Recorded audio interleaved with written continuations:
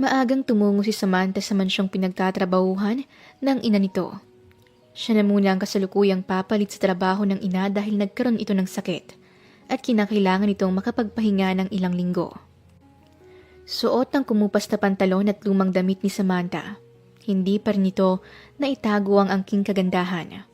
Mula sa malanyebe niyang balat, mapupulang pisngi at labi lalo na ang mahaba at itim na buhok. Magandang umaga po, Mang Kanor. Masayang bati ng dalaga nang makapasok na siya sa village kung saan nakatirang pinakamayamang pamilya sa kanilang bayan. Pinagbuksan naman siya ng matandang security guard ng gate at inalalayan sa mga gamit na dala niya. Ang mga gamit na ito ay ang gamit niyang gagamitin sa ilang buwan na dito siya titira. Abat, ikaw ay gumaganda palalo, Samantha. Ikaw ba niyan ay may nobyo na? Sambit ng matandang lalaki, ang security guard ng village kung saan nagtatrabaho ang kaniyang ina. Payak na natawa si Samantha sa matanda at sinagot ito ng magalang. Wala pa ho sa isipan kong pagnonobyo. Naku, sayang naman dahil napakagandang bata mo pa naman. Mag-iingat ka sa loob, iha, dahil ang senyorito Andre ay mainitin ng ulo. Sambit ng matandang security guard sa kanya. Nagtataka man si Samantha sa tinura ng matanda ay nagpasya siyang wag na itong pansinin at nagpaalam na siyang papasok sa loob. Unang bumungad kay Samantha nang makatapak siya sa loob ng mansyon ay ang naglalakihang paintings, mga mamahaling gamit na ngayon lamang niya nakita sa tanang buhay niya at mga vase na sa tansya niya ay nagkakahalaga ng ilang milyon. Huling tapak ni Samantha sa mansyon na ito ay noong nasa 5 taon pa lamang siya at natatandaan niya noon na hindi ganito kaganda ang mansyon. Natatandaan pa din niya ang binatang masungit noon na inaway siya dahil lang sa madumi ang suot niyang tsinelas nang pumasok siya sa loob ng kwarto nito. Napaisip si Samantha kung narito pa kaya ang binatang yon. Binitawan muna ni Samantha ang dalang mga gamit sa lapag, malapit sa malinis at malambot na sofa. Ilang di pa ang layo sa kanya. Pinakiramdaman niya ang paligid at namayani ang katahimikan doon, na tila walang tao. Tao po? Aniya nang walang sumalubong sa kanya. Ako po si Samantha, at ako po muna ang magiging kasambahay niyo habang wala pa si inay. Muling sambit niya ngunit walang sumagot sa kanya. Dala ng kuryosidad nang makarinig ng iilang halinghing sa isang silid. Hindi na napigilan ni Samantha na hindi lapitan ito. Sa siwang ng pintuan kung saan nagmumula ang may hinang halinghing, nakita niya ang isang lalaki na may kasiping na babae. Dahil sa kahiyan at gulat, napaatras si Samantha at hindi niya sinasadyang nakabig ang isang vase malapit sa kanya. Lumikha iyon ng malakas na ingay. Namutla din siya nang makitang basag na ang vase kaya agad-agad niya itong nilapitan at pinulot ang bawat basag na piraso. Who are you? Napahinto siya sa pagpulot ng piraso ng vase nang huminto sa harapan niya ang 2 pares ng paa. Dahan-dahan niyang inangat ang ulo at mas lalo siyang namutla sa nabungaran. Blankong mga mata habang masama ang tingin sa kanya, lalo na nang lumipat ang tingin nito sa vase na nabasag niya. I'm sorry, sir. Hindi ko po sinasadya. Naiiyak na bulong ni Samantha sa lalaki. Really? Tila nanunuya nitong sabi. Nagulat po kasi ako dahil sa nakita ko, kaya natabi ko nang hindi sinasadya ang vase. Katwiran pa ni Samantha gamit ang maliit na boses. Alam ko po na mahal ang vase na to kaya hayaan niyo po akong magtrabaho hanggang sa mabayaran ko ang vase na to. Pagputol niya sa sasabihin sana ng binata sa kanya. Kaya nga po ako magtatrabaho para mabayaran ng vase. Gagawin ko po ang lahat ng ipag-uutos niyo. Huwag niyo lang pong alisin si nanay sa trabaho niya. Ang sinasabi ko rito, opo, uumpisan ko na po ang trabaho ko. Can you at least shut up? Hayaan mo kong tapusin ang sinasabi ko. Sabat ka ng sabat. Bulyaw ng lalaki sa kanya na mas lalong nagpaputla kay Samantha. Napansin ng binatang nasa harapan niya ang pangingilid ng luha sa mata ng babae. Hindi niya sinasadyang sigawan ito ngunit ayaw kasi siya nitong patapusin. Yumuko ito at pinaglaruan ng suot na lumang damit. Napansin din ng binata na may pumatak na butil ng luha sa lapag. Kaya napakamot na lang ng sariling ulo at padaskol na iniwan ito. Kilala ng binata ang babae dahil kahit ilang taon na ang lumipas, kilalang-kilala niya pa rin ang magandang mukha nito. Lalo na ang maganda at mahaba nitong buhok. Luha ang pinulot ni Samantha ang basag na piraso ng vase habang may sama ng loob dahil sinigawan siya ng lalaking nagpaiyak din sa kanya noon. Akala niya ay tuluyan na siya nitong iniwan sa pasilyo ng mansyon nang muli niyang makita ang binata na naglalakad patungo sa kanya. Pagkatapos mo dyan, ipagluto mo ako ng lunch at pakiplansya na rin ang mga damit ko sa kwarto. Pakialis na rin ang babaeng yun sa kwarto ko at gusto ko pagbalik ko rito na gawa mo ng pinag-uutos ko. Pero paano po ito? Aniya at tinuro ang vase sa lapag. Clean it later and do what I said first. Muli siyang iniwan ito ng walang pasabi. Wala siyang nagawa kundi sundin ang gusto nito. Una niyang pinalis ang babaeng mahimbing na natutulog sa ibabaw ng kama nito. Nagalit pa ang babae sa kanya ngunit pagkuhan ay umalis rin ito ng tahimik. Plinansya niya ang damit nito at ang panghuli ay ang pagluluto ng lunch. Dito siya namutla nang maalalang hindi pala siya marunong magluto. Bakit wala pang Ay, kabayang bundat! Hiyaw ni Samantha at nagawa pang maibato ang tanga na sandok. Naningkit ang mga mata ng binata nang makitang wala pang pagkain ang nayahapag sa mesa. Nagtatanong siyang napatingin sa babae na namumutla na naman. Unti-unting na-realize ni Andre ang nangyayari sa mga oras na ito. Napamura siya sa isipan dahil hindi marunong magluto ang babae. What? Don't tell me. Sorry po. Nahihiyang sagot ni Samantha. Oh God! Sambit nito bago nag-walk out. Sir Andre, sorry po, ako na pong bahala sa breakfast mo basta wag mo lang tanggalin si inay sa trabaho niya. Hiyaw ng babae kay Andre habang sinusundan siya nito patungo sa kwarto niya. Sumasakit na ang ulo niya sa babae. Dahil sa loob ng isang linggong kasama niya ito sa pamamahay niya, wala na itong nagawang tama. Meron pala ang bisitin siya at pasakitin ang ulo niya sa kapalpakan nito. Sir Andre! Muling hiyaw nito nang makapasok silang pareho sa silid ni Andre. Umalis ka na muna sa harapan ko, Samantha. Kahit ngayon lang. Mahinahon yung pakiusap dahil namumuro na ito ngayon sa kanya. Sige, pero wag mong aalisin ang inay sa trabaho niya. Why would I do that? Alam mong ilang taon ang nagtatrabaho ang inay mo sa akin. Umalis ka na muna, pakiusap. Muling pakiusap niya rito. Hindi ka ba kakain? Pagtatanong ng dalaga sa kanya. Lalong namintig ang sentido niya sa kirot dahil sa sinabi nito.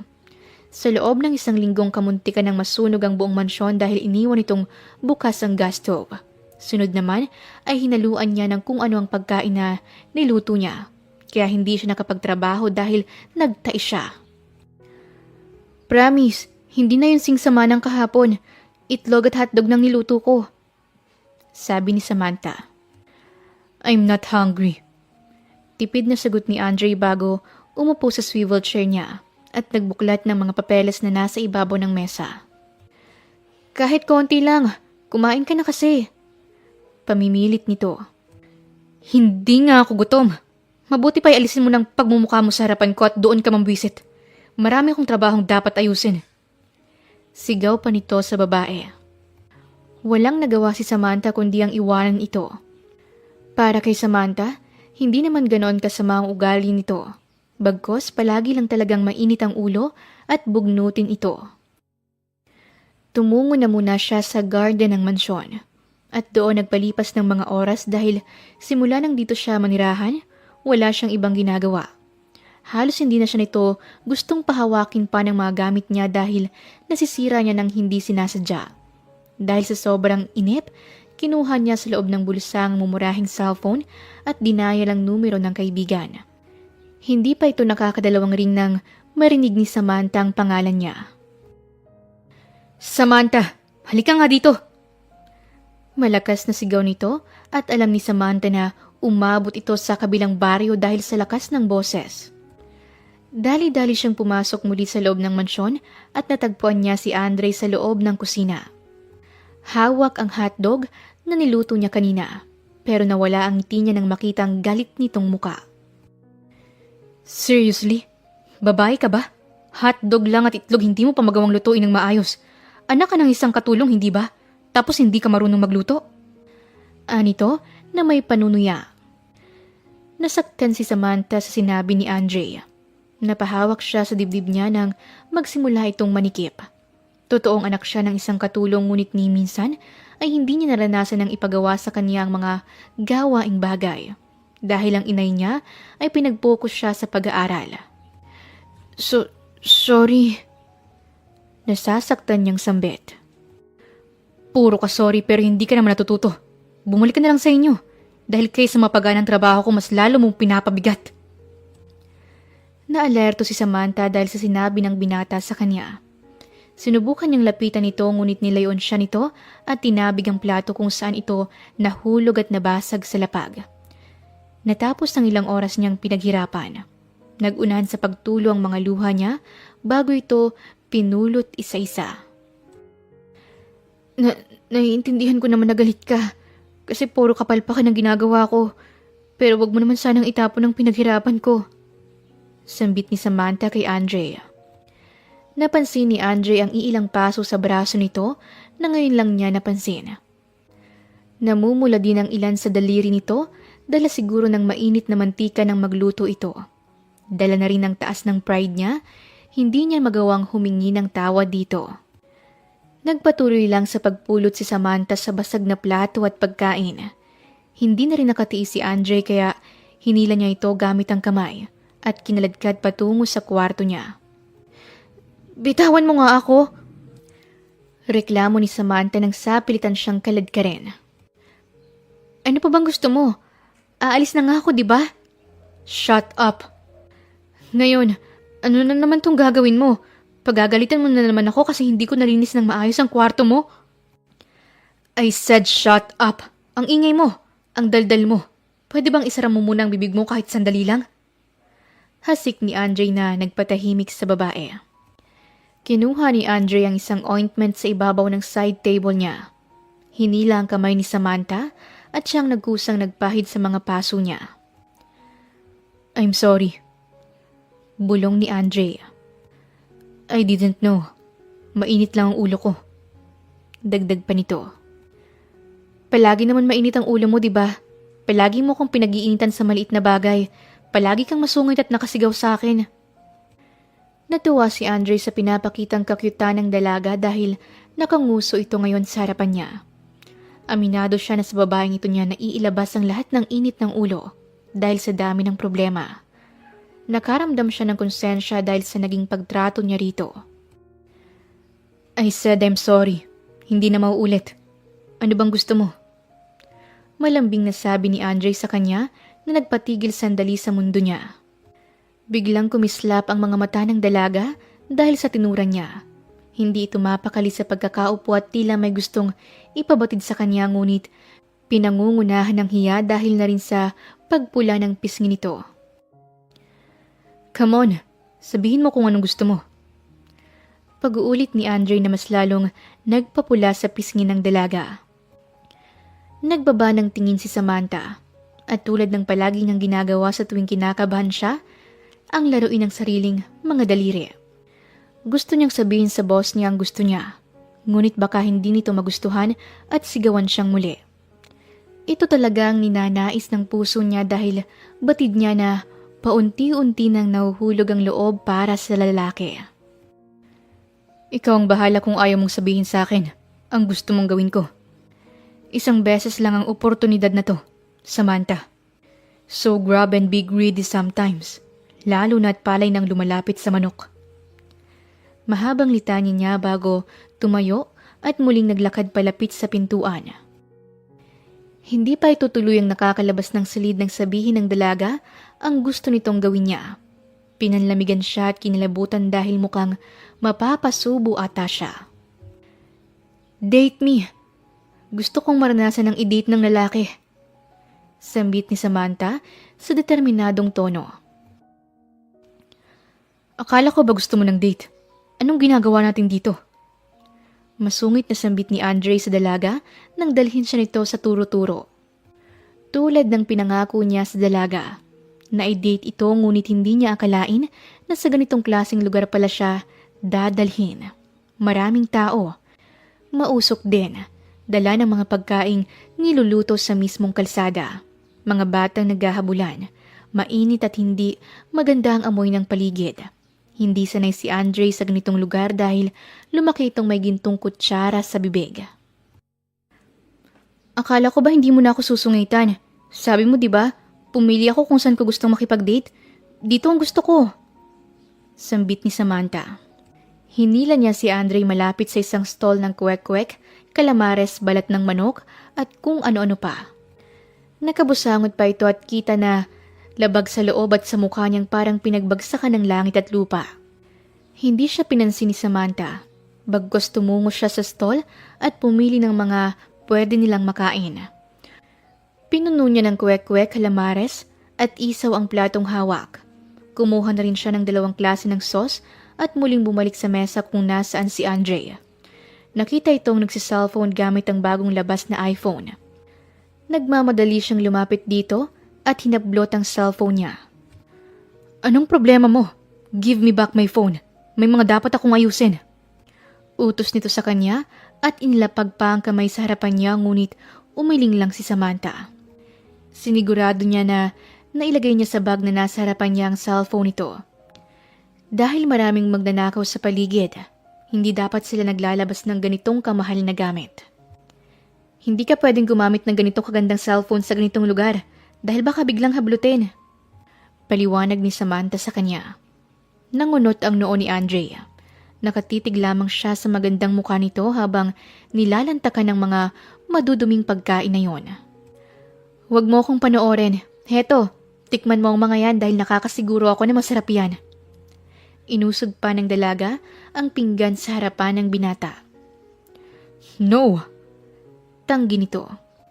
Hindi nagustuhan ni Samantha ang tinura ng binata kaya siya nang kusang tumusok ng isang kwek-kwek. Oh, nga! Utos ng dalaga sa kanya. No, I'm good, hindi ako gutom. Muling tanggi nito. Pero hindi inalis ni Samantha ang pagkain sa harapan niya.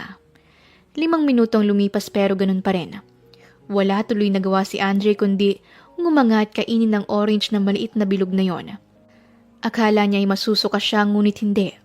Nagustuhan niya ang lasa ng maliit na orange sa bibig niya. Masarap hindi ba? Okay lang. Sagot ni Andre sa nahihiyang tono. Ayan, kumain ka ng marami. Libre ko to. Pagkatapos nito, uuwi na tayo. Sambit ng dalaga at inabot sa kanyang isa pang tinidor. Hindi na mabilang ni Andre kung ilang plato ng street foods ang naubos niya. Basta ang alam niya ay masarap ang mga ito at talagang kakaiba ang lasa. Pauwi na rin sila sa mansyon ng mga oras na yon nang maramdaman ni Samantha ang pag-vibrate ng cellphone ng lalaki sa loob ng kanyang bag. Kinuha niya ito at nanlamig siya sa nabasa. My kitty. May tumatawag sa cellphone mo. Ani niya na walang gana. Kinuha naman ni Andre ang cellphone at sinagot ang tawag. Bahagyang lumayo siya sa dalaga ngunit malakas ang pandinig ni Samantha, kaya hindi nakaligtas sa kanya ang naging usapan nila. Okay ka lang? Pag-aalala ni Samantha nang makalapit na sa kanya si Andre na parang wala na sa mood dahil nawala ang kanina lamang na saya nito. Yes. Malamig nitong sagot sa kanya. Nagpatuloy sila sa paglalakad at nasa huling kanto na sila kung saan maaaninag na ang kanilang villa. Kating-kati si Samantang tanungin kung sino ang kinausap nito. Ngunit wala siyang lakas ng loob. Pero gusto talaga niyang malaman kung sino ito at kung ano ang connection nila. Yung tumawag pala. Hindi na talaga niya matiis pang hindi alamin. What? Sino siya? Napapikit si Samantha nang lumabas sa bibig niya yon. Dinamba ng matinding kaba ang puso niya, lalo na nang magbago lalo ang itsura nito. Pansin din niya ang pagkuyom ng mga kamao niya at ang pagtiim ng bagang. Wag kang magalit, sir. Na-curious lang ako. Bawi agad ni Samantha sa tanong. Akala niya hindi nasasagot ang boss niya pero nagkamali siya. Dahil pagdating nila sa mismong gate ng mansyon, pakiramdam niya ay gumuho ang mundo niya.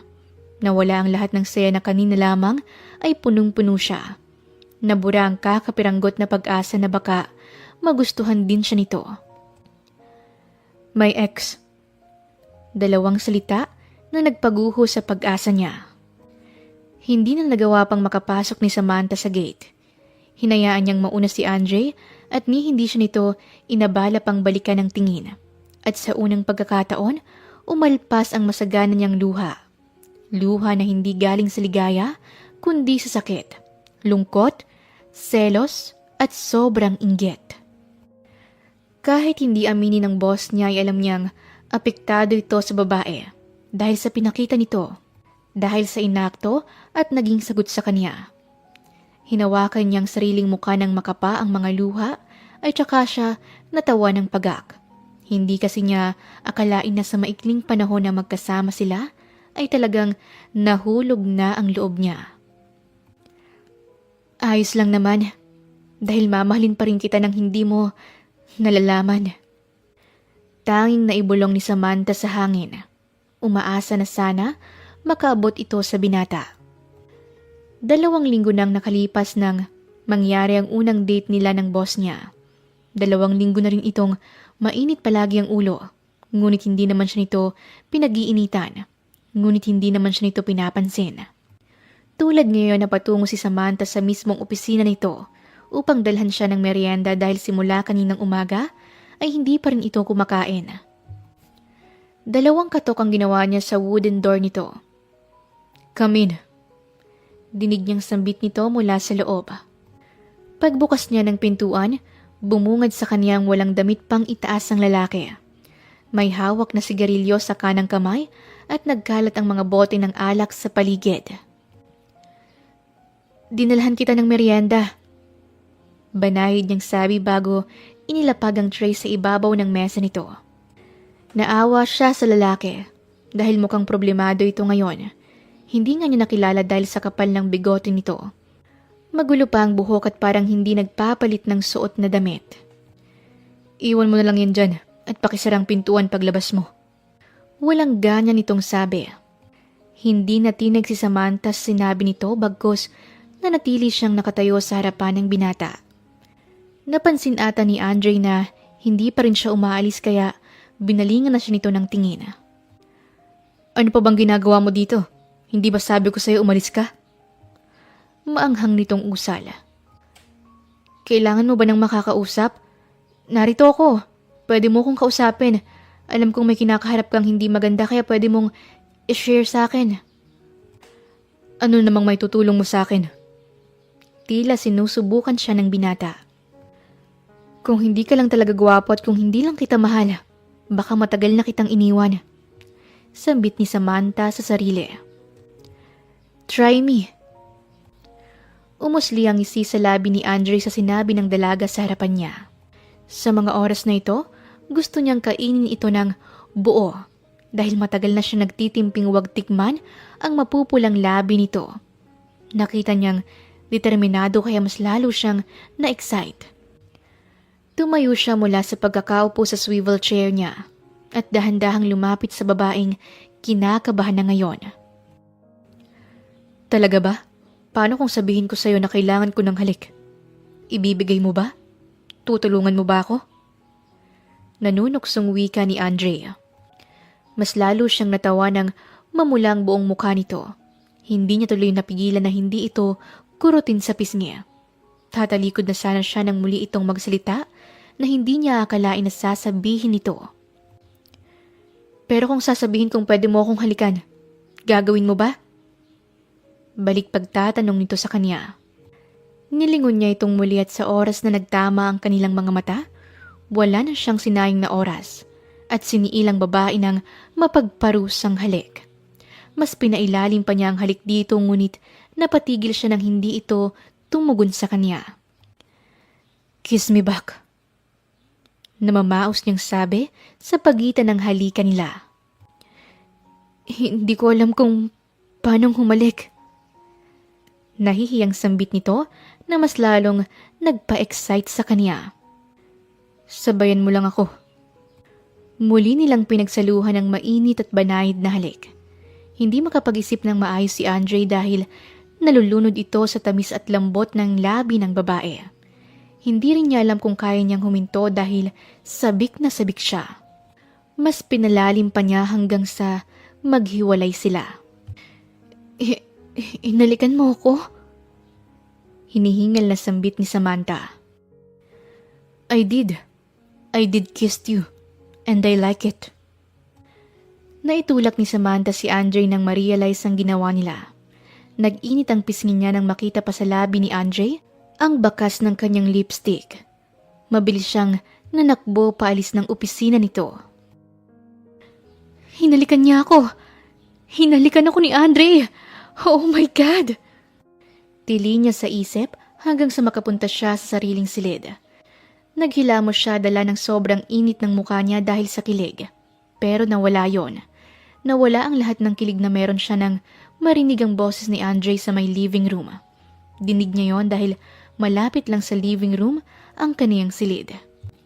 Lumabas siya ng silid at nakita si Andre na tanga ng itim nitong jacket at may kausap sa cellphone. Don't fucking do that, Kitty! Papunta na ako dyan. Hintayin mo ako! Sigaw nito bago lumabas ng bahay. Naiwang nakaawang ang labi ni Samantha dahil sa narinig sa binata. Nalaglag ang balikat niya lalo na nang marinig ang pangalan na Kitty. Gusto man niyang sundan ito ay hindi niya magawang maihakbang ang mga paa. Wala siyang lakas upang sundin ito at kumprontahin dahil wala naman siyang karapatan sa lalaki. Tatalikod na sana siya at muling babalik sa loob ng silid nang muling bumukas ang pintuan ng living room. Niluwan ito si Andre na pawisan habang nakatingin sa kanya. Nagtaka pa ito nang makita ang luha na babagsak na dapat. Mabilis siya nitong nilapitan at hinawakan ng gilid ng mata niya. Dito na nahulog ang kanina pang luhang pinipigilan niya. Why are you crying? Dahil ba sa hinalikan kita? I'm sorry. Pwede ka bang sumama sa akin? Kailangan ko lang ng tulong mo. Sambit nito. Oo naman. Ikaw pa ba? Sagot ni Samantha sa binata kahit na sa loob niya ay napipilitan lang siya. Thank you. Let's go. Hinawakan siya ni Andre sa kamay ngunit hindi siya nakaramdam ng ligaya sa hawak nito. Ipiniling na lang niya ang kanyang ulo at nag-focus na lamang sa maitutulong niya sa lalaki. Ilang oras din sila sa biyahe, patungo sa lugar na hindi niya alam. Huminto ang sasakyan ni Samantha at Andre sa isang malaking building. Sa hinuha ni Samantha, ito ang sikat na kondo sa lugar na ito. Sinundan niya si Andre sa loob ng kondo. Tahimik lang silang dalawa. Paminsan-minsan naman ay sinisipatan ng tingin ng lalaki at kita niya ang kaseryosohan nito. Pagdating nila sa mismong room nito, nagulat si Samantha nang salubungin ng halik ng hindi pamilyar na babae si Andre. Parang sinaksak ang puso niya nang makita kung paano tumugon si Andre sa halik nito. Kusang nag-alis ng tingin si Samantha. Nakagat niya ang sariling labi sa pagpipigil na huwag lumuha. Dre, please come back to me. Please? Dinig ni Samantha ang sinabi ng babae. Hindi siya makatingin sa dalawa dahil hindi niya kinakaya ang nangyayari. Nasasaktan siya. Nagsiselo siya at masama ang loob niya. Kitty, let go. Lasing ka lang. Sinama ko ang katulong ko rito para tulungan kang mag-shower at makapagayos ng sarili. Malambing na sabi ni Andre sa babae. Sa kabilang banda naman, napahawak si Samantha sa dibdib niya dahil sa sinabi nito. Katulong? Katulong lang ba talagang tingin niyo sa akin? Paano yung halikan namin kanina? Paano na yun? Sambit ni Samantha sa isipan. No! Gusto ko ikaw! Bumalik na tayo sa dati, please. Sige na. I still love you. Hindi ko kayang mawala ka sa akin. Please? Hagulhol nito. Hindi na kinaya ni Samantha ang nangyayari. Lumuluha na siya habang pinapanood ang dalawa. Kita niyang sobrang pagmamahal sa mga mata ni Andre pero hindi naman ito makasagot. Andre. Lakas loob niyang tawag sa binata. Bumaling ito sa kanya. What happened? Bakit ka umiiyak? Nag-aalala nitong tanong. Ito na siguro ang oras para alamin kung ano ba kami. Hindi ba? Alam kong kalokohan ito dahil hindi pa kami magkakilala ng matagal. Pero ayoko na kasing umasa. Andre, ano ba ako sa'yo? Lakas loob niyang tanong. Nangunot ang noo nito at nagtatakang tumingin sa kanya. What do you mean? Yung halik. Wala lang ba sa'yo yun? Anong halik? Hinalikan mo siya? Hinalikan mo siya, Andre? You cheated on me? I hate you! Hysterical nitong sigaw sa lalaki at sinampal pa ito ng sobrang lakas bago pumasok sa loob ng kondo. Sinubukan siyang habulin ni Andre ngunit bigo siya. Napasabunot siya sa sariling buhok dahil hindi niya alam ang gagawin. Hindi niya alam ang uunahin. Sagutin mo ako. Wala, okay? Walang tayo. At walang ibig sabihin ng paghalik ko sa'yo kanina. It's normal to kiss someone. Hindi ko kailangan ng commitment para lang makahalik. Sigaw pa nito sa kanya. Pero hinalikan mo ko. Ano ngayon? Hinalikan ko rin naman ang babaeng nakilala ko 2 minutes ago. Hinalikan ko rin ang babaeng dumaan lang sa harapan ko. Walang ibig sabihin yun. Nanlamig ang pakiramdam ni Samantha dahil sa matinding sama ng loob. Nasasaktan siya sa sinabi nito. Ito ang unang beses na umibig siya at nasaktan siya dahil din sa lalaki. Sinubukan niyang lapitan ito ngunit napahinto siya sa paglapit ng lumayo ito paatras sa kanya. Mahal kita. Mahinang bulong ni Samantha. Hindi kita mahal. Malamig na sagot ni Andre sa kanya. Pero hinalikan mo ko. Walang ibig sabihin yon, Samantha. Si Kitty ang mahal ko. At dahil hindi mo maisara ang bibig mo, naggalit siya sa akin. Bulyaw nito kay Samantha na mas lalong nagpahagulgol sa kanya. Hindi mo nga masagot ang hinihingi niya sa'yo. Iba ang tingin mo sa kanya. At sa tingin na binibigay mo sa akin sa mga lumipas na araw, nakikita ko na mahal mo ko. Are you crazy? Sambit ni Andre at sinabayan pa ito ng malakas na tawa. You're being delusional again, Samantha. Walang ibig sabihin ng lahat ng kabaitang pinakita ko. Yun ako. Mabuti kang tao kaya pinakisamahan kita ng maayos. That's it. Sambit ni Andre. Hindi pa rin pinanghinaan ng loob si Samantha. Sinubukan niya pa rin tatagan ng loob kahit halos punitin ang puso niya dala ng mga salitang binitawan ng lalaki. Umaasa siya dahil ito ang huling beses na magiging desperada siya. Isang tanong na lang, Andre. Hindi mo ba talaga ako minahal? Kahit konti lang? Kahit gusto mo lang? Siya ba ang mahal mo? Napiyok pa si Samantha sa huling salitang binigkas niya. Hindi kita mahal. Si Kitty, ang mahal ko. Ngumiti ng pilit si Samantha nang marinig ang sagot ng lalaki sa kanya. Tumango-tango pa siya bago tinalikuran ito at naglakad na patungo sa elevator. Hindi na siya muling lumingon sa lalaki kahit tinawag pa nito ang pangalan niya. Panay ang agos ng luha niya at kahit pinagtitinginan na siya ng ibang tao ay hindi niya ikinubli ang luha ang muka. Pumara siya ng sasakyan at nagpa siyang umuwi sa tahanan. Hinugot niya ang cellphone sa loob ng bulsa at idinayal ang numero ng taong makakatulong sa kanya upang makalayo sa bayan nila. Hello, Kate? Samantha? Umiiyak ka ba? Nasaan kang bruha ka at ganyan ang boses mo? Nalasahan ni Samantha ang pakla sa bibig dahil alam niya ang pagkakaiba ng taong interesado sa kanya at sa taong hindi interesado. Buo na ang desisyon ni Samantha na umalis ng bansa. Yun lamang ang isang dahilan para pumirmi siya sa tabi ng lalaki. Ngunit hindi siya ang kailangan nito. Tinatanggap ko na yung offer mo. Sasama na ako sa'yo sa ibang bansa. Bukas na bukas luluwas ako patungo dyan. Hindi narinig ni Samantha ang tugon ng kaibigan sa kabilang linya. Pero alam nito kung bakit biglang nagbago ang isip niya. Dinig pa niya ang pagbuntong hininga nito at may hinang pagtapik nito sa mesa. Madalas ginagawa ng kaibigan ni Samantha sa tuwing nakakaramdam ito ng kuryosidad. O sige, alam mo naman na 2 days from now ang alis natin, hindi ba? Sigurado ka na ba dyan? Wala nang atrasan to. Oo, Kate. Sasama na ako. Ibinaba na ni Samantha ang cellphone nang matapos silang mag-usap. Nakarating din siya agad sa bahay at mula sa labas ng gate nakita niya ang inay na nagsasampay ng mga damit. Hindi niya napigilang lumuha nang magtagpo ang kanilang mga mata ng kaniyang ina. Mabilis niyang niyakap ito at dito na siya humagulgol ng sobrang lakas. Alam na agad ng ina ni Samantha ang nangyari sa dalaga. Hindi niya ito pinilit ikuwento sa kanya. Nay, bukas alis na ako at 2 days from now, lilipad na ako patungong Korea. Galak na sambit ni Samantha ngunit kabaliktaran naman ang makikita sa malungkot niyang mga mata. Anak, anong nangyari? At bakit bigla kang nagdesisyong tumungo roon?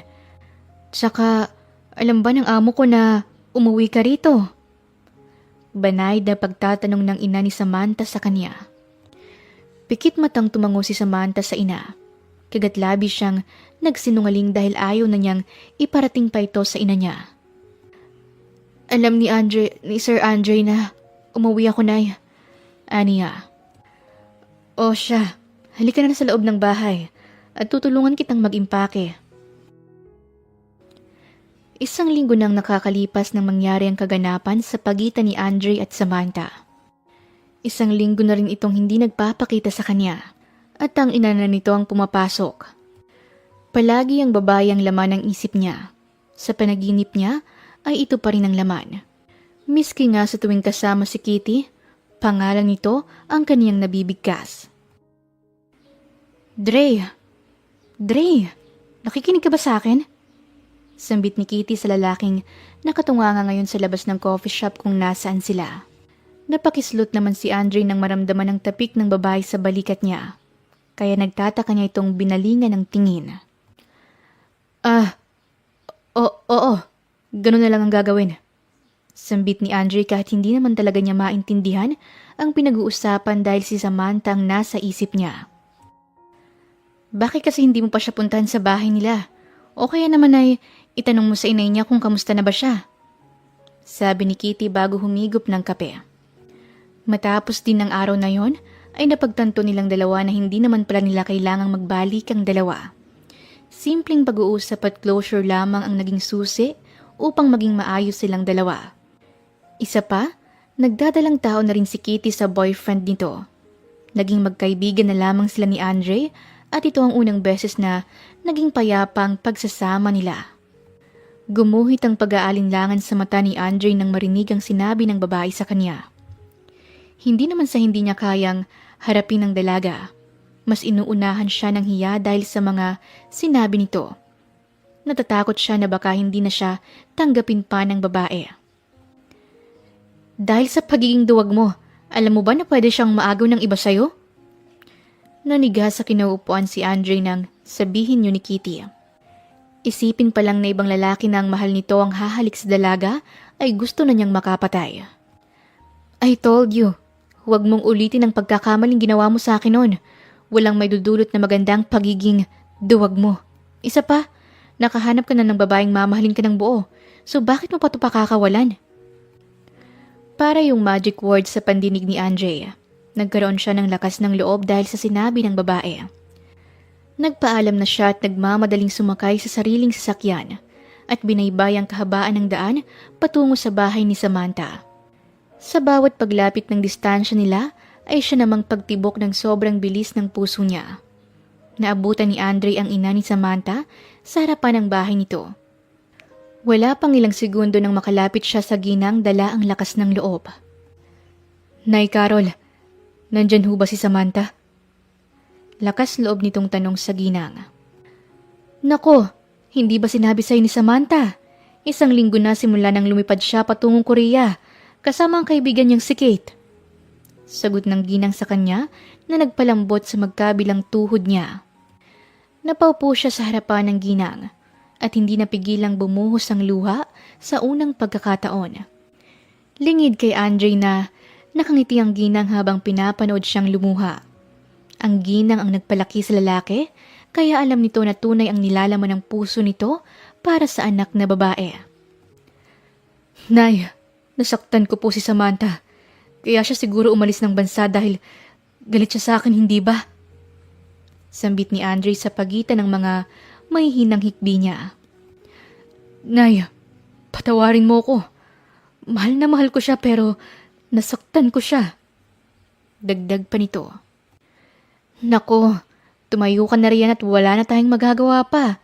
Dahil nasa ibang bansa na ang anak ko, Andre.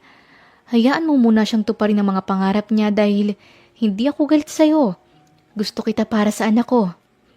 Sambit ni Nay Carol sa masayang tono. Nung araw na yon, umuwi si Andre na mabigat ang loob at laglag ang balikat niya. Nagpasya din siyang sundan ng babae sa Korea upang bantayan ito ng hindi nalalaman ng babae. Isang linggo lang lumipas at sinundan nga nito ang dalaga sa Korea. Sa unang araw, hindi naging madali sa kanya na hanapin ito dahil wala siyang idea kung saan ito nagtatrabaho. Pangalawa naman ay hindi niya magawang lapitan ng babae dahil sa lalaking palagi nitong kasama. Kinakain siya ng matinding selos sa tuwing nakikita niyang magkasama ang mga ito at masayang nagtatawanan habang siya ay nasa isang sulok pinapanood sila. Naging ganito ang routine ni Andre sa Korea ng ilang buwan. Napabayaan na rin niya ang trabaho sa Pinas at napagtanto niya rin na minsan ay hindi siya inaabalang tawagan ng babae. Pinasadya niyang ibigay sa isa sa katrabaho nito ang numero niya, ngunit nabasag ang puso niya nang itapon lang yon ang babaeng mahal. Nagiiwan din siya ng pagkain at bulaklak sa locker nito, ngunit hindi alam ni Andre kung inuuwi ba nito ang mga bigay niya o itinatapon na lang sa basurahan. Hindi ka pa ba napapagod? 4 na buwan ka na dito sa Korea pero hanggang tingin ka lang sa kanya. Lapitan mo na kaya at isa pa? Napapagod na ako kakabigay ng mga regalo mo sa kanya. Masungit na sabi ni Kate kay Andre. Nakilala ni Andre si Kate dahil minsan na siya nitong nahuli ng pasimple siyang pumasok sa locker nila noon. Nung una ay hindi pa ito makapaniwala pero kalauna naman ay naging magkaibigan sila. Masaya na siya sa lalaking kasama niya palagi. Mapait na sambit ni Andre kay Kate bago itinungga ang baso na may lamang alak.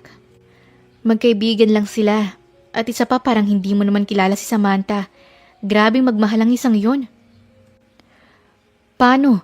Ni hindi niya ako tinatawagan, di ba? Itinapon niya ang numero ko sa basurahan.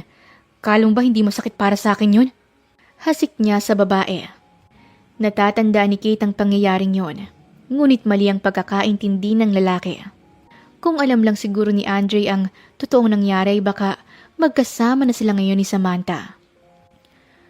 Uuwi na ako bukas ng Pilipinas. Napapagod na ako, Kate. Tao lang din ako. Napapagod na ako. Mahinang bulong nito, nasasapat lamang upang marinig ni Kate at ng babaeng nakikinig din sa cellphone ni Kate. Susukuan mo na ang kaibigan ko?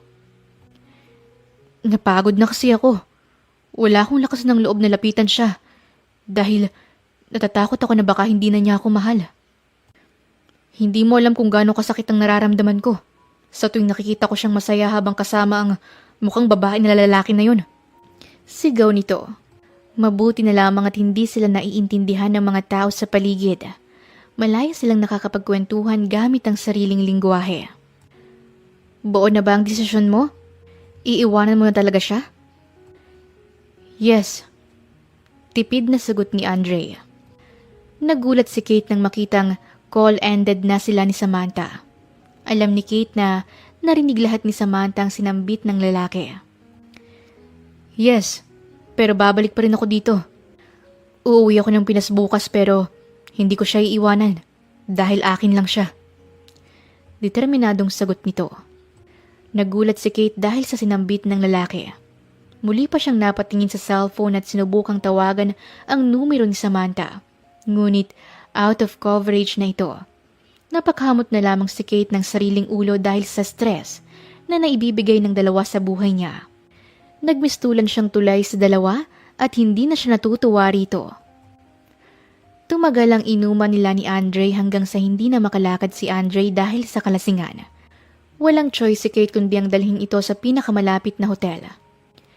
Pero nagulat siya nang makita si Samantha sa labas mismo ng bar kung nasaan sila ni Andre. Bakas pa ang mamula-mula nitong mata at kita ang saya nang makita sila, ngunit nawala din yon nang makita ang ayos nila ng lalaking lasing na ito. Makakapit kasi ito ay parang tuko kay Kate. Kate? Nasasaktang usal ng babae sa kanya. Ikaw nang bahala sa kanya.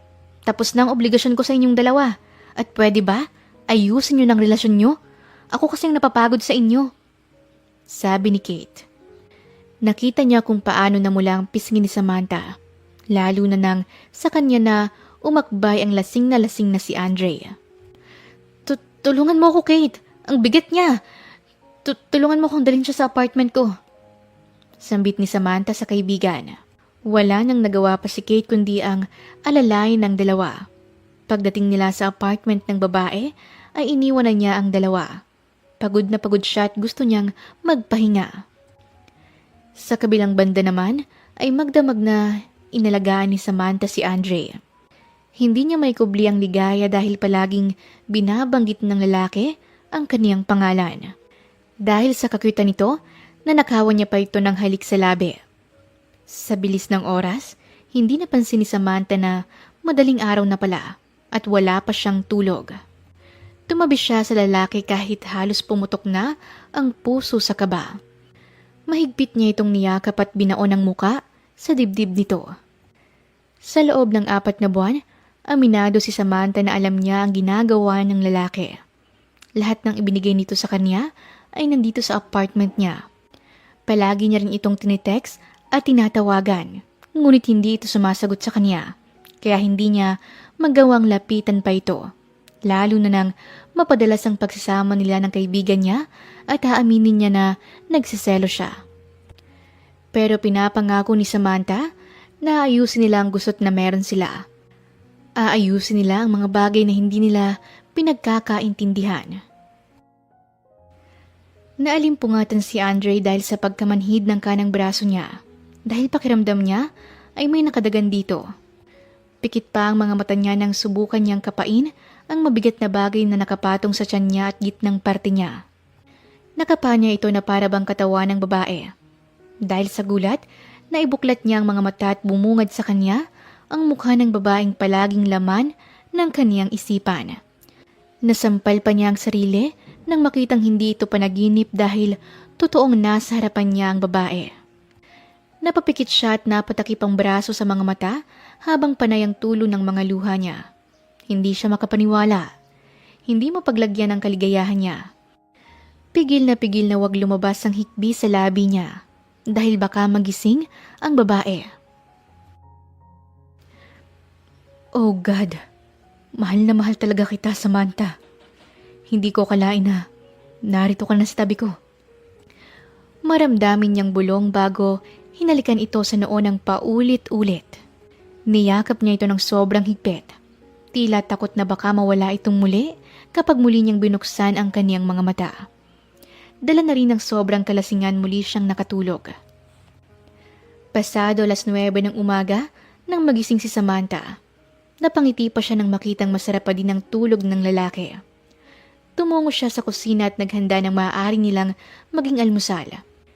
Pero hindi pa siya nagtatagal ng ilang minuto sa loob ng kusina nang makarinig siya ng lagabog sa kwarto niya. Mabilis niya itong pinuntahan at nagulat siya sa nakita. Andre, okay ka lang? Kinakabahan niyang tanong dahil nakasubsob ang lalaki sa lapag niya. Nang magtama ang kanilang mga mata, nakita niya ang iilang butil ng luha sa gilid ng mata nito. Mabilis ito sa pagtayo at pagtakbo sa babae at mahigpit itong niyakap. Akala ko iniwan mo na ako. Bulong nito. Bakit ko naman gagawin yon? Maghahanda sana ako ng pagkain natin pero hindi pa ako nakakapag-umpisa, ganito nang nangyari. Sambit ni Samantha sa problemadong tono. Humiwalay muna siya sa lalaki at hinila ito palabas ng kwarto niya. Itinulak niya ito sa sofa niya upang maupo. Ikukuha niya sana ito ng malamig na tubig ngunit hindi siya magawang bitawan. Naglulundag sa tuwa si Samantha sa loob-loob niya. Dahil ganito ang pinapakita ng lalaki. Takot na takot ito na bitawan siya. Pero dahil mataas ang pride niya, pinakita niya na wala lang ito sa kanya. Kaya siya nang kusang nagbitaw. Hinabol pa siya nito at niyakap mula sa likuran. I'm sorry. Please. Mahal na mahal kita. Gagawin ko ang lahat, please. Just give me one more chance. Nanatili silang nakatayo habang nakayakap si Andre sa kanyang likuran. Nakapulupot ang malaking braso nito sa maliit niyang bewang. Naramdaman din niya ang iilang luha na pumatak sa balikat niya. Samantha, say something, please. Gagawin kong lahat. I'm sorry kung nasaktan kita noon. Hindi ko sinasadya. Naguguluhan lang din ako noon. Dagdag pa nito. Huminga siya ng malalim bago inabot ang braso nito. Akala siguro ni Andre ay aalisin ni Samantha ang pagkakayakap niya. Nang mas higpitan pa niya ito at mas ikinulong ang babae sa mga bisig niya. No, hindi ko kayang bitawan ka. Hindi pwede. Hindi ko kakayanin. Pero ang sabi mo, uuwi ka na sa Pinas at sumusuko ka na. Sabi ni Samantha sa nasasaktang tinig. Hindi ko sinabi yon. Sinungaling. Narinig kita. Kausap ko si Kate ng gabing yon at dinig na dinig ko yon. Kusang humiwalay si Samantha kay Andre at nagbabaga ang mga mata nito habang nakatingin sa lalaki. Maayos na sana ang lahat ngunit nagsinungaling pa ang lalaki kaya hindi ito nakabuti sa sitwasyon. Nagtataka si Andre sa kanya dahil kahit lasing siya ng gabing yon, natatandaan niya ang sinabi niya. Hindi ko sinabi yon. Ang sabi ko, uuwi ako ng Pinas, pero babalik pa rin ako dito. Paliwanag ni Andre kay Samantha. Sinungaling! Hanggang ngayon ba naman lolokohin mo ko? Sigaw ng babae. Naging mainit na ang sitwasyon nila at nakikita ni Andre na mapupunta sa awayan ito. Tinatawagan kita, tinitext, pero hindi ka nagre-reply. Lahat ng gift na nilalagay mo sa locker ko, akala ko may ibig sabihin yon. Handa akong kalimutan ng lahat dahil mahal na mahal kita pero ang papaniwalain ako ngayon, hindi ko matatanggap yon. Galit na sambit ni Samantha. Let me explain, please. Wala akong alam sa sinasabi mo. Naghihintay din ako sa'yo. At isa pa, hindi ko talaga sinabi na sumusuko na ako sa'yo. Sinungaling. Umalis ka na ngayon din sa harapan ko. Mas mabuti pang sikain na lang ang mahalin ko. Mabuti pa siya. Hindi ako magagawang sakta ng ganito. Hiyaw ni Samantha dala ng galit. Hindi iyon inaasahan ni Samantha na lalabas ang katagang yon sa sariling bibig. Nagulat siya nang dumaan ang matinding sakit sa mga mata ng lalaki. Doon lamang siya natauhan dahil nangako siya na aayusin ang lahat ng meron sila. Pero mukhang hindi na yon mangyayari. You're right. Mas bagay ka sa kanya. At hindi ka sasaktan. Hindi ka tulad ko. Bulong ni Andre. Natakot si Samantha sa naging itsura ng lalaki. Lalo na nang mag-umpisa na itong maglakad palabas ng apartment niya. Wala siyang lakas para habulin ito. Napaluhod na lamang siya at dinamdamang sakit na siya rin mismo ang may gawa. Humagulhol siya ng mag-isa habang ang kaibigan niyang si Kate ay naawang nakatingin lamang sa kaibigan. Kailan pa naging makitid ang utak mo, Samantha? Dati-rati naman na hindi ka pabigla-bigla sa mga sinasabi mo. Alam mo ba na nasasaktan mo na yung tao? Nagtaas ng tingin si Samantha at sumalubong sa kanyang kaibigan na seryoso ang mga mata na nakatingin sa kanya. Kita niya na galit ito sa kanya, kaya nahihiya siyang nagbaba ng tingin. Nadala lang ako ng bugso ng damdamin dahil nagsinungaling siya sa akin, Kate. Katwiran niya. Hinayaan mo ba siyang magpaliwanag? Tanong ng kaibigan niya. Umiling siya bilang sagot. Hindi mo kasi napakinggan ang buong sinabi niya kagabi dahil pinatay mo agad ang tawag ko. Tungkol naman sa narinig kong tinitext mo siya at tinatawagan, Tama bang numerong nilagay mo? Tanong ng kaibigan sa kanya. May inilabas si Kate na maliit na papel. Nang makita ito ni Samantha ay kinabahan siya ng sobra. Mabilis niyang hinablot at kinuha ang cellphone niya. Halos manlumo siya nang makitang magkaibang numero ng nasa cellphone niya at ang nasa papel. Nagtataka siyang tumingin kay Kate kung paano nangyari yon. Mukhang ibang papel ang nakuha mo.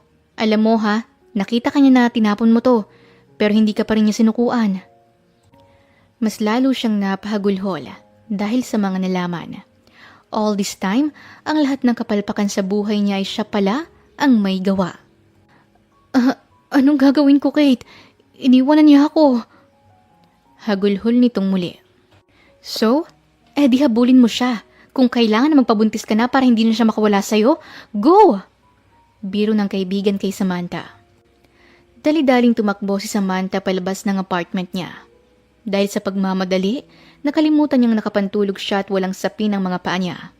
Hindi niya alintana ang lamig ng snow sa talampakan niya. Nawala sa isip niya na winter na pala dahil ang nasa isip niya ay makita si Andre at makahingi ng tawad. Tumungo siya sa hotel na pinag-iistayan nito, ngunit wala na ang lalaki. Sinunod niya lahat ng mga pwede niyang puntahan pero laglag ang balikat niya dahil wala ni anino ni Andre. Bumuhos muli ang masasagana niyang luha ng mapagtanto na tuluyan na siyang iniwan ng lalaki. Umuwi siya sa sariling apartment dala ang sama ng loob at pagsisisi. Kate, iniwan ako ni Andre. Sambit ni Samantha habang nakayuko papasok sa loob ng apartment. Hindi ko siya mahanap, tapos hindi pa niya sinasagot ang mga tawag ko. Kate, anong gagawin ko? Iniwan na niya ako. Hindi pa rin nagtataas ng ulo si Samantha at patuloy sa pagsasalita. Lumuhod pa siya at parang bata na humagulhol ng sobrang lakas. Hindi niya alam na may isang lalaking malaki ang ngiti habang pinapanood siya. Hindi masupil ng lalaking ito ang kasiyahan sa nakikita sa babae. Mahal na mahal ko siya, Kate. Papabuntis talaga ako sa kanya kapag nakauwi ako ng Pinas. Kahit na panay ang patak ng luha ni Samantha, hindi pa rin niya maiwasang haluan ito ng biro upang kahit papaano ay mapagaan ang loob niya. Hindi niya inaasahan nang makarinig siya ng pamilyar na halakhak. Talaga ba? Magpapabuntis ka sa akin? Sandali lang naman akong nawala. Ganito ka na kaagad? Sambit ni Andre at kita ang ngisi sa labi niya. Hindi agad nakakibo si Samantha dahil sa sobrang gulat. Narito sa harapan niya si Andre, may dalang mga pagkain na mukhang galing siya sa grocery store at suot din ito ang coat niya. Bumili lang ako nitong makakain dahil masarap daw ang mga ito at gusto kong subukan natin. Sabi ng lalaki at isa-isang nilabas ang mga pagkain sa loob ng plastic bag. Andre ko, sambit ni Samantha. Yes? Tipid na sagot ni Andre sa kanya. I'm sorry. Hindi ko sinasadya ang mga sinabi ko sa'yo kanina. Balik ka na sa akin. Nagulat si Andre sa ginawa ni Samantha. Siniilamang siya ng halik nito na malugod niyang tinanggap. Ngunit siya na rin ang unang kumalas bago napatingala dahil sa sobrang pagpipigil na angkinin ito ngayong umaga. Patawarin mo ako. Umiling si Andre sa sinabi ng dalaga at dumaan ang sakit sa mga mata ni Samantha dahil sa naging reaksyon ni Andre. Pero ikinulong ni Andre ang pisngi ng dalaga sa malalaki niyang kamay. Paulit-ulit pinalatakan ng mabibilis na halik. Ako dapat ang humingi ng tawad sa'yo dahil ako ang may malaking kasalanan na nagawa sa'yo. Patawarin mo ako. Gusto kong ayusin natin ang lahat ng misunderstanding natin. Malambing na sambit ni Andre kay Samantha. Nang araw din na yon ay nagkaayos silang dalawa. Naayos nila ang lahat ng gusot na nangyari sa buhay nila. Nagpasya din sila na magiging tapat sa isa't isa at pag-uusapan ng maayos ang lahat ng alitan sa pagitan nila. Natapos ang mga oras nila sa pagkukwento sa mga bagay-bagay. Inubos nila ang mga oras sa mga tawa at halakhak nilang dalawa. Kate! Hindi pa rin tumatawag sa akin si Andre. Simula nang makauwi siya sa Pilipinas 2 months ago, hindi ko na siya nakausap. Galit at nagtatampong sabi ni Samantha sa kaibigan.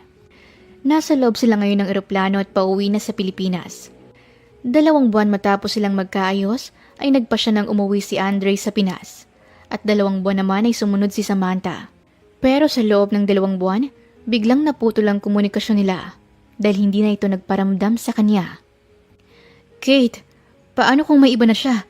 Paano kung ipagpalit niya ako ulit kay Kitty? Alam mo ba na ang ganda nun?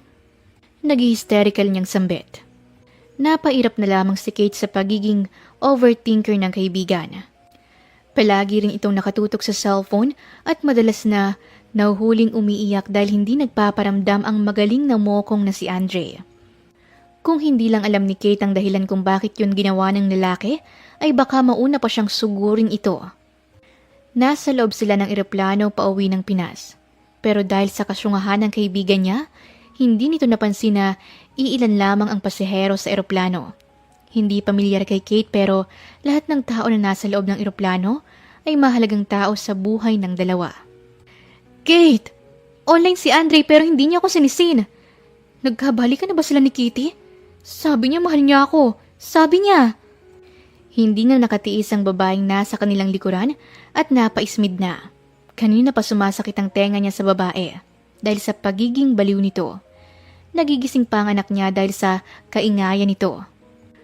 Huwag mo nga akong isali sa away niyo. Nananahimik ako rito. Sabi ng babae na nakasuot ng hood at nagpapadede ng anak. Natawa ang lalaking katabi nito dahil sa pagiging masungit ng asawa. Ang babaeng ito ay si Kitty, kasamang asawa at anak. Napatingin si Samantha sa direksyon nila at nagulat siya nang makita sila. Pero inirapan lamang niya ito. Kitty? Sigaw niya sa pangalan niya. Yes, it's me, bitch. May problema ba? Masungit nitong usal. Sinita siya ng asawa dahil sa pagiging masungit niya pero tinawanan lamang siya ni Samantha. Kate, si Kitty nasa likuran natin. Ex-girlfriend siya ni Andre. Baka may iba na talaga si Andre. Muling hysterical nito. Napatampal na ang lahat sa mga noon nila bago marinig ang boses ng piloto. Sa isip-isip nila ay mukhang naubos na din ng pasensya ng lalaki dahil sa kaingay ng nobya niya. Ladies and gentlemen, gusto ko lamang makuha ang mga atensyon nyo sa espesyal na araw na to. Gusto ko lamang ipagsigawan sa lahat ng babaeng mahal na mahal ko. Natuod si Samantha nang marinig ang pamilyar na boses na yon. Nakatingin siya sa speaker at pinakiramdaman ang susunod nitong sasabihin. Dinamba ng matinding kaba at excitement ang puso niya nang marinig ang boses ng lalaki.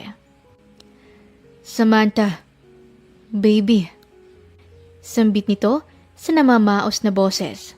Naghihiyawan pa ang ilang pasahero na kasama nila. Alam kong nagtatampo ka sa akin dahil hindi ako nagparamdam sa'yo ng ilang buwan.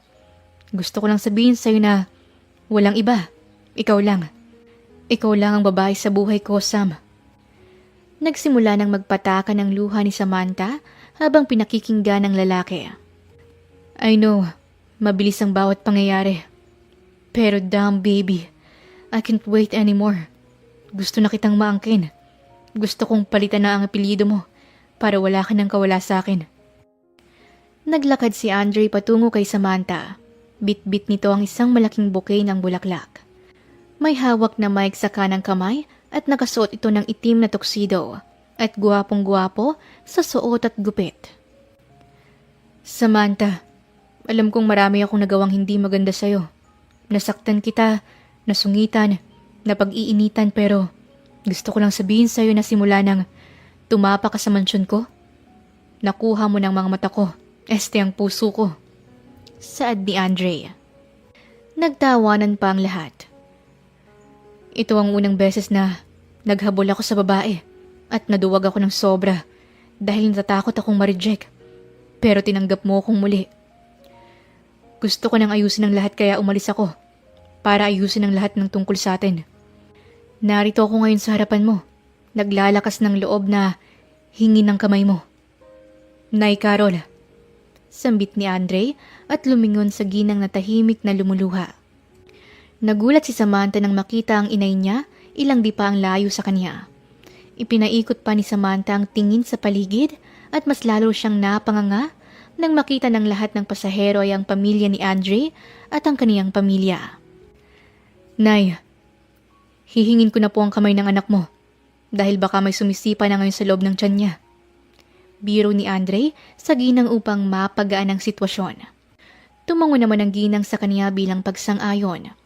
Sunod na binalingan ni Andre ang ama ni Samantha na may dala pang shotgun. Tay, pumayag ka ng pakasalan ko ang anak mo. Bakit ka pa nagdala ng shotgun? Hiyaw niya. Napangiti na lamang ang ama ni Samantha habang may luha din ang mga mata. Sa wakas muling bumaling ang tingin ni Andre kay Samantha na hindi na mapaglagyan ng luha sa mga mata. Samantha, I know hindi ako perpektong lalaki. Marami akong flaws at higit sa lahat, hindi ko may papangakong hindi kita masasaktan dahil gagawin ko na lang. Samantha, baby, will you marry me? Lalong bumuhos ang luha ni Samantha sa huling sinabi ng lalaki.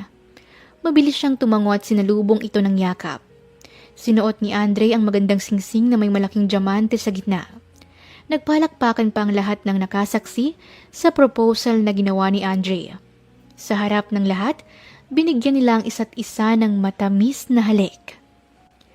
Hindi na itago ni Kate ang sobrang kasiyahan para sa kaibigan. Si Kitty na sobrang ligaya dahil sa wakas na ang lalaking nasaktan niya noon ay nakahanap na ng kaligayahan. Ang inay ni Samantha na nasa payapa na ang puso dahil natagpuan na ng anak niya ang lalaking para sa kanya. Guys, may announcement din pala akong gagawin. Pagkuha ni Samantha sa atensyon ng lahat. Naghintay ang lahat sa gagawin ng dalaga. Pero isa lang ang ginawa nito. Kinuha ni Samantha ang kamay ni Andre sa ibabaw ng tiyan nito. Nanlalaki ang mata ni Andre nang makapa ang umbok ng tiyan niya. Hindi ito halata dahil sa maluwag na suot na hoodie jacket. Oh God! Hiyaw ni Andre at binuhat si Samantha at paulit-ulit itong hinagkan. Magiging daddy na ako! Mom! Magiging daddy na ako! God, Samantha baby! Ang saya-saya ko! Thank you! Thank you sa lahat! I love you damn much! I love you! I love you too, Andre. Salamat din sa pagmamahal at saya. Mahal na mahal kita. Maramdaming sagot ni Samantha sa lalaki. Nagtawanan pa ang lahat ng magpagtanto ni Samantha na hindi naman talaga umaandar ang sinasakyan nilang eroplano. Narito lahat ng mahalagang tao sa buhay nila upang makapagbakasyon. At dito sa Korea sa Jeju Island, gaganapin ang kasalan nila. Isang linggo matapos ang proposal na naganap, ay ginanap ang kasalan nila. Isang simpleng kasal. Saksi ang buong pamilya. Nagsumpaan sila na magsasama sa hirap at ginhawa. Natapos ang kasalan sa huling halik na ipinadama sa isa't isa. Andre! Nasaan si Andrew? Ay, naku talagang batang yun. Manang-mana talaga sa'yo. Sigaw ni Samantha habang palabas ng kwarto ng panganay niya na 10 taong gulang. Dala ang isang pamalo, tumungo si Samantha sa kusina at nawala ang galit niya nang makitang mag-ama niyang masayang nagbe-bake ng cookies. Marungis din sila dala ng harina na nagkalat sa paligid at kanilang katawan. Pero walang papantay sa kasiyahan na nakikita niya sa tatlo. Mga anak, don't tell your mom na bumili ako ng secret lang natin yun.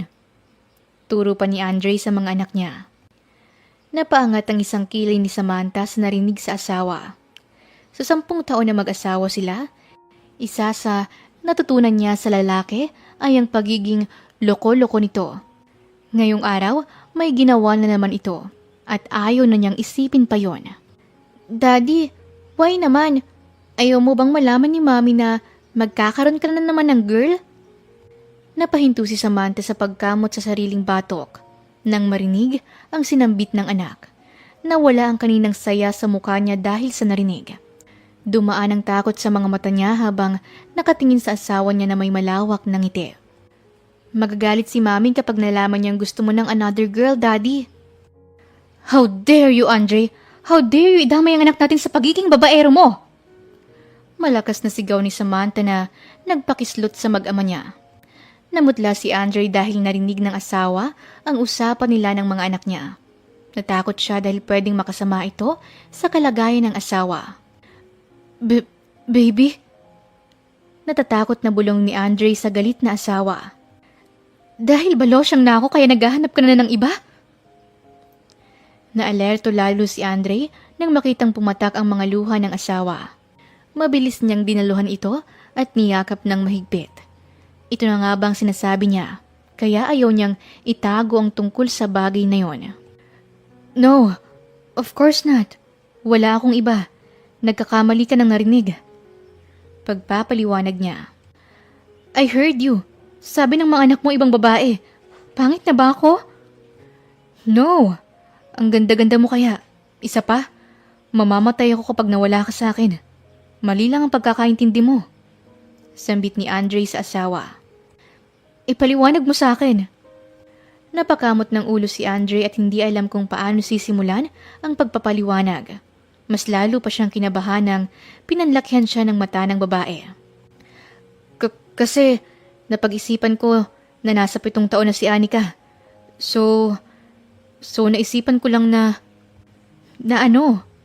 Sambit ni Samantha. Sundan na natin siya.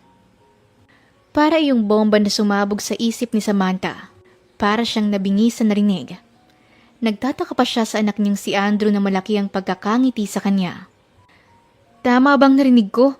Gusto mo nang sundan si Anika? Pero di ba napag-usapan na natin na 2 taon pa bago sundan siya? Dismayadong saad ni Samantha. I can't wait. Namimiss kong may alagaan na baby. Katuwiran ng asawa sa kanya.